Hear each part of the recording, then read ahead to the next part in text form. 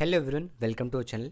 तो आपसे क्वेश्चन करता हूँ, नेम एनी क्रॉनिक डिजीज़, ठीक है, जो बहुत टाइम तक लास्ट करती है, उससे कॉमन एग्जांपल। तो मोस्ट ऑफ ने कई एग्जांपल सोचा होगा, या तो डायबिटीज़, नहीं तो हाइपरटेंशन। तो इस पॉइंट से आप नोट कर सकते हैं कि हाइपरटेंशन कितना इंपॉर्टेंट क्रॉनिक डिजीज़ है, जो कि हमें मैटर ऑफ कंसर्न है। क्योंकि बहुत सारी डिजीज़ जैसे कि कोरोनरी हार्ट डिजीज़, स्ट्रोक, जो कि हमारा नेक्स्ट टॉपिक होने वाला है, एंड अदर वैस्कुलर कॉम्प्लिकेशन को ये लीड करता है।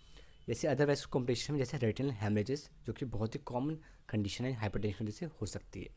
So hypertension is chronic condition of concern due to its role in the causation of coronary heart disease, stroke and other vascular complication.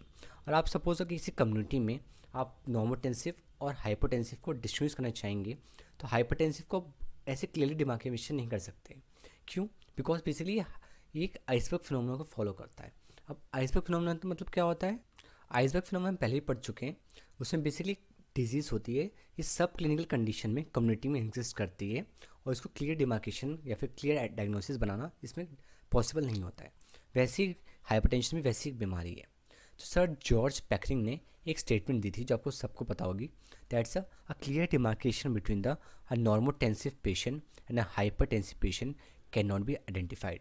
और इसे ग्राफ प्लॉट करेंगे तो बेसिकली बेल शेप्ड कर्व बनता है। ठीक है, एक बेल शेप्ड कर्व बनता है। तो एक कोई क्लियर डिमार्केशन नहीं होती नॉर्मोटेंसिव और हाइपरटेंसिव में, और एक यूनिफॉर्मली डिस्ट्रीब्यूटेड रहते हैं हमारी कम्युनिटी में। सो ये पॉइंट आपको पता होना चाहिए। बेसिकली जब डिजीज़ के डिस्ट्रीब्यूशन में पीक्स बनते हैं तो हम क्लियर डिमार्केशन कर सकते हैं, बट बेल शेप्ड कर्व में यहाँ पर कोई डिमार्केशन नहीं था नॉर्मोटेंशन और हाइपरटेंशन में। अब एक क्वेश्चन आता है सबके दिमाग में कि कैसे पता लगा जाए कौन हाइपरटेंसिव है और कौन नॉर्मोटेंसिव है। तो बहुत सिंपल सा है, ब्लड प्रेशर मॉनिटर करके हम पता लगा सकते हैं।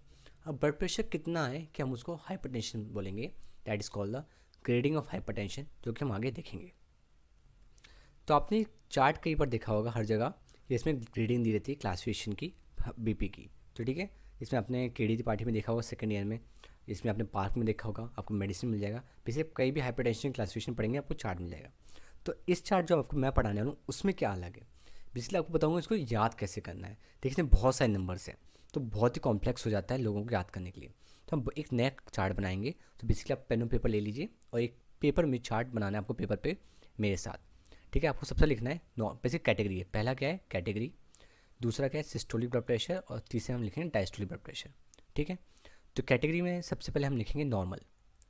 ठीक, फिर आपको कोई एक गैप छोड़ना है। ठीक है, एक स्पेस छोड़िएगा, फिर लिखना है फर्स्ट ग्रेड, ग्रेड 2, ग्रेड 3।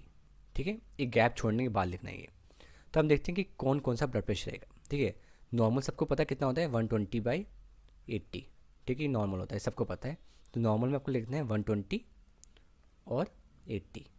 ठीक, अब इसमें क्या करना है आपको, सिस्टोलिक में +20 करना है, और डायस्टोलिक में +10।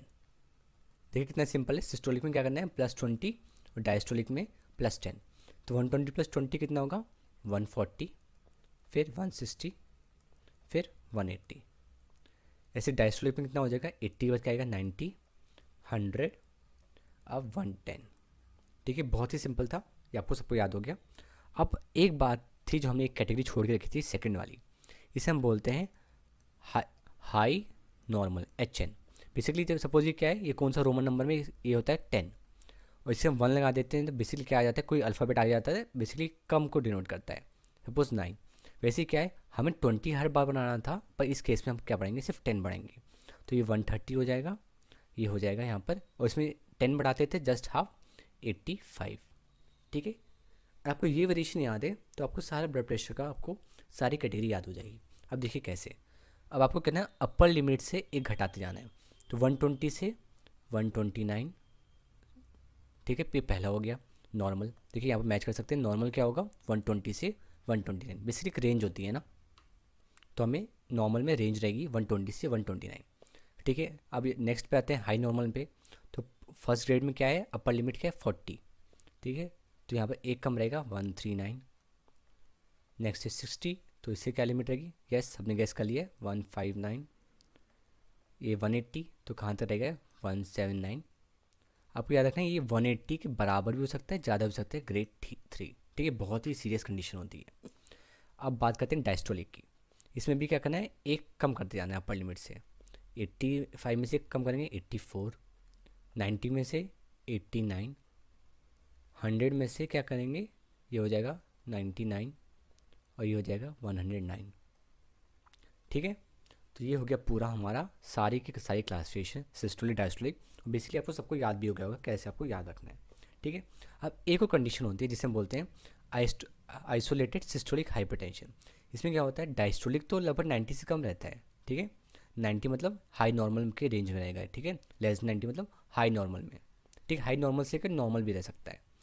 बट जो सिस्टोलिक ब्लड प्रेशर होता है ये वो ग्रेटर देन इक्वल्स टू 140 होता है, यानी कि ग्रेड 1, 2 या 3 में आ सकता है।